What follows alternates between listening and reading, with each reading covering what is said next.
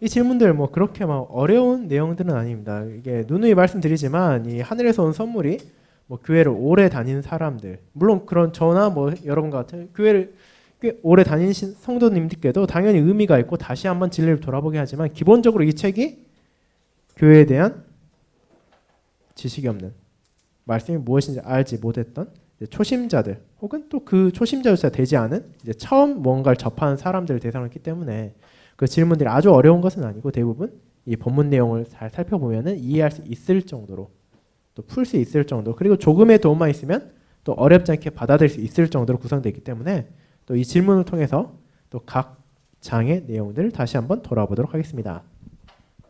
먼저 2장의 첫 번째 2-1은 성경은 기적이다 라는 내용이었습니다. 이 성경은 기적이다. 그것이 무슨 의미였냐?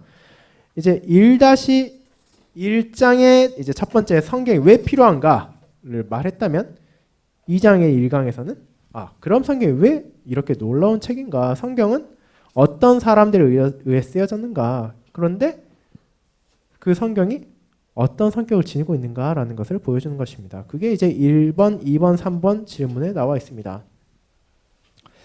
이제 먼저 첫 번째로 바울과 요한 외에 서신서를 기록한 사람의 이름을 검증해 보시오라는 질문이 있습니다.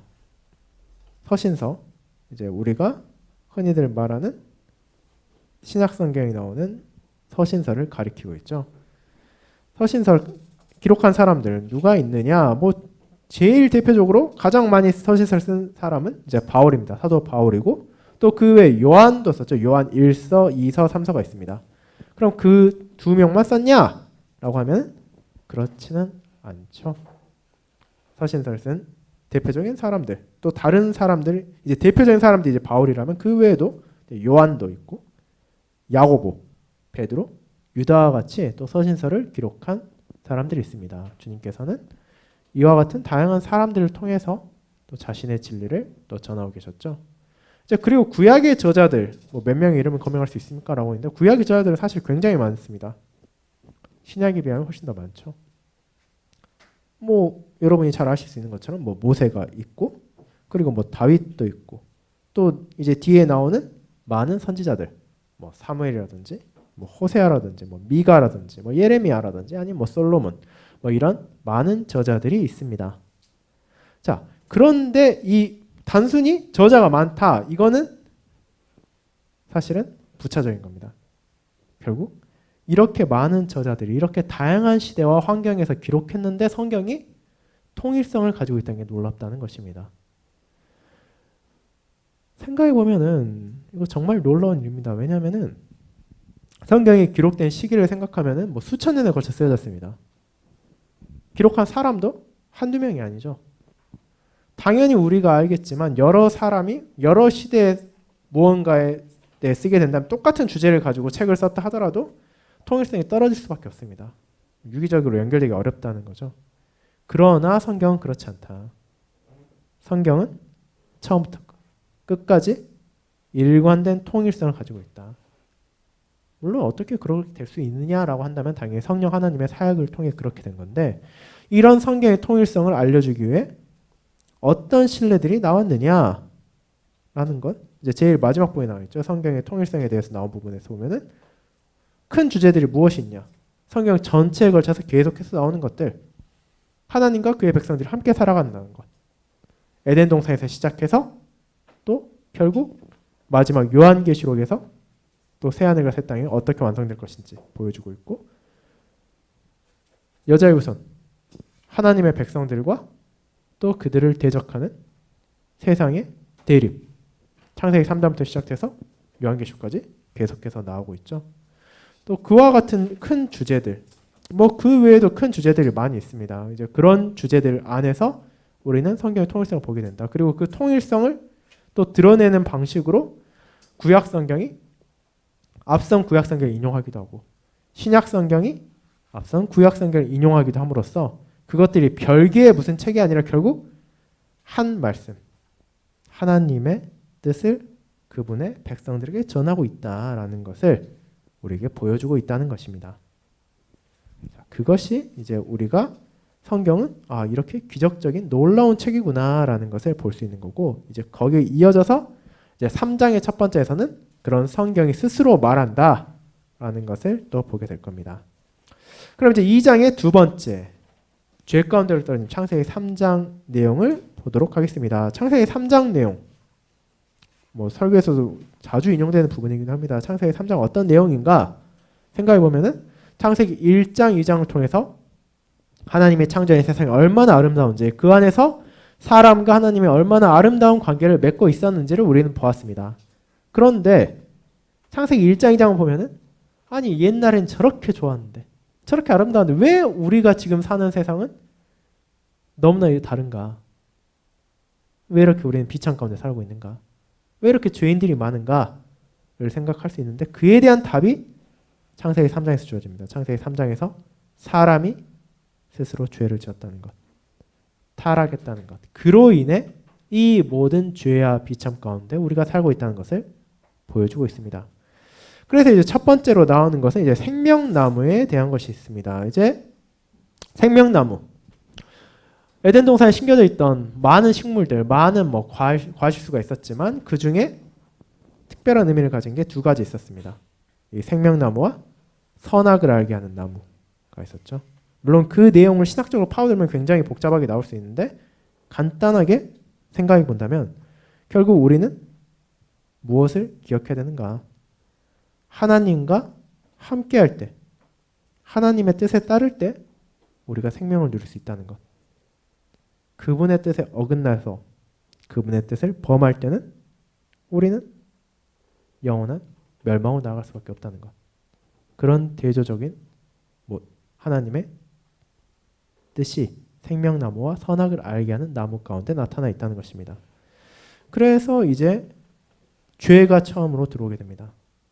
그래서 죄에 대해 많은 얘기를 했는데, 결국 죄가 무엇을 의미하느냐, 죄가 대체 무엇이냐라고 하면은 뭐 여러 가지 답을 할 수 있을 겁니다.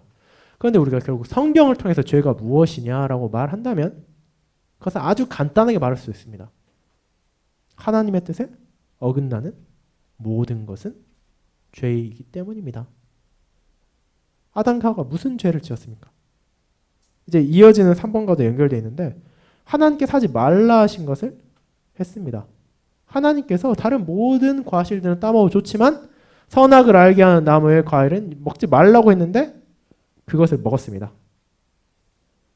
그것이 어떤 결과가 온다 하더라도, 무엇을 기대했다 하더라도 하나님의 뜻보다 다른 것을 우선시한 것이기 때문에 그것은 죄가 될 수밖에 없습니다. 그래서 오늘날 세상에서는 뭐 결과만 좋으면 뭐 과정은 어떻게 돼도 상관없다 뭐 이렇게 말하기도 하고, 그런 생각을 하고 실제로 그렇게 살아가는 사람도 많은데, 사실 신자에게 있어서 그것은 바른 삶의 태도가 절대 아닙니다.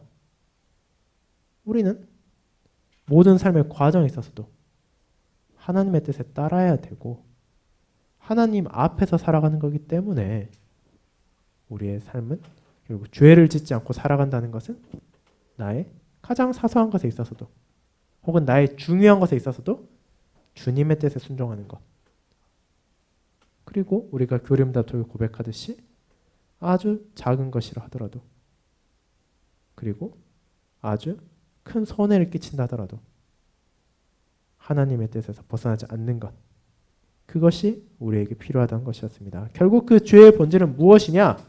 아담의 죄의 본질은 하나님의 뜻을 어기는 것이었고, 더 나아가 그 안에 있던 욕망은, 그렇게 했던 이유는 무엇이냐? 자신이, 그리고 자신들이 하나님과 동등해지겠다는 생각이었습니다.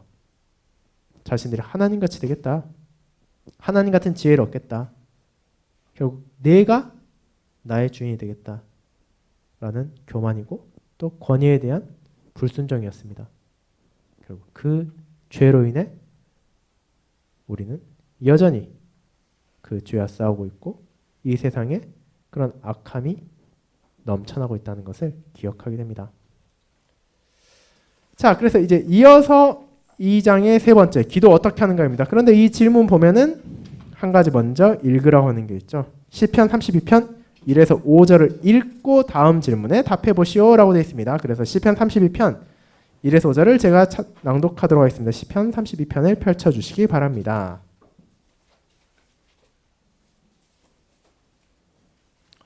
네, 시편 32편 1에서 5절 제가 읽도록 하겠습니다. 다윗의 마시길. 허물의 사함을 받고 자신의 죄가 가려진 자는 복이 있도다. 마음에 간사함이 없고 여호와께 정죄를 당하지 아니한 자는 복이 있도다. 내가 입을 열지 아니할 때 종일 신음함으로 내 뼈가 쇠하였도다. 주의 손이 주야로 나를 누르시오니 내 진액이 빠져서 여름 가뭄에 마름같이 되었나이다. 셀라. 내가 이르기를 내 허물을 여호와께 자복하리라 하고 주께 내 죄를 아뢰고 내 죄악을 숨기지 아니하였더니 곧 주께서 내 죄악을 사하셨나이다. 아멘. 네, 이 시편 32편 다윗의 시기도 하죠.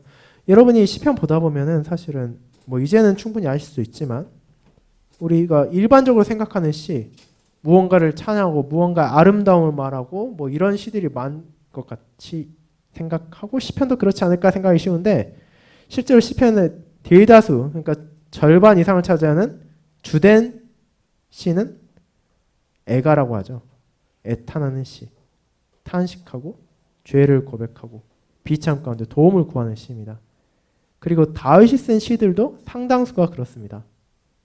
시편 32편은 그런 게 아니라 시편 6편도 그렇고 시편 51편도 그렇고 다윗이 쓴 많은 시는 하나님 앞에 자기 죄를 고백하고 그런 자신을 오직 주님이 구원할 수 있다는 것, 주님만이 건질 수 있다는 것을 밝히는 것입니다. 우리가 다윗의 삶의 여정을 보다 보면은 물론 다윗은 하나님의 마음에 합한 자라 불릴 정도로 훌륭한 왕이었고 또 신실한 자, 신실한 믿음의 선조로서 어떻게 보면 대표적인 인물 가운데 한 명이기도 합니다. 이제 그럼에도 불구하고 그도 완벽하진 않았다는 것을 우리는 잘 알고 있습니다. 그리고 어쩌면 우리가 아는 것보다 더 많이 다윗은 깨닫고 있었습니다. 결국 자기의 죄는 자신이 가장 잘 알 수밖에 없기 때문에 그가 죄인이란 것은 그 누구보다 그 자신이 잘 알고 있었습니다. 그렇게 그는 하나님 앞에 이런 시들을 많이 지었습니다. 그래서 이제 1절, 2절에서 다윗이 무엇을 말하냐? 복된 자가 누구인가? 정말 복 있는 사람 누구인가? 이거 시편 1편 시작하는 것과 똑같습니다. 복 있는 자 누구이냐? 복 있는 자 누구이냐? 돈 많은 사람이냐? 명예 많은 사람이냐? 권력 많은 사람이냐? 그런 거는 어떻게 보면 다윗이 왕이 된 후에는 다 가지고 있죠. 이스라엘에서 그 누가 다윗보다 권력이 많고 재산이 많고 더 명예롭겠습니까? 그런데 그런 게 복이 있는 게 아니다. 죄 용서를 받는 사람이, 마음에 간사함이 없는 사람이 사실 복이 있는 자이다. 그것이 사실은 왜 복이 있는 거냐면 하나님께서 주신 선물이기 때문에 그렇습니다. 시편 1편은 우리가 앞서 이제 시편 찬송 연습하면서 불렀지만 복된 자 악인의 꾀를 쫓지 않고 오만한 자들과 함께하지 않는 그런 모든 것들 무엇입니까? 물론 본인의 노력이 있죠. 그러나 더 나아가 하나님께서 그를 새롭게 하시고 그가 진리를 깨닫고 진리 안에 거하게 하셨기 때문에 그를 복된 자라 부른 겁니다. 다윗도 마찬가지입니다. 복 있는 사람은 다른 게 아니라 주님께 제사함의 은혜를 받고 주님께 신실히 살아가는 사람, 그런 사람이 복이 있는 거다라고 말하고 있습니다. 자, 그런데 다윗이 왜 이렇게 말하냐? 이번에 나오죠. 시인이 왜 그토록 많은 어려움을 겪었는가? 본인이 그렇지 않은 때도 있었기 때문입니다. 다윗이 어떻게 어려움을 겪었는가? 다윗에 많은 어려움이 있었죠. 그런데 이제 가장 대표적인 어려움, 이 시편 30편과 어쩌면 연관이 있었을 수 있는 시편 51편과 아주 직접적으로 연관이 되어 있는 다윗의 죄가 무엇이었습니까? 음욕에 빠져서 거짓을 말하고 살인을 저지르고 그럼에도 자기 죄를 깨닫지 못한 시간이 있었습니다. 대표적으로 그것은 밧세바와의 관계에서 드러났죠. 자신에게 신실한 부하인 우리아의 아내에게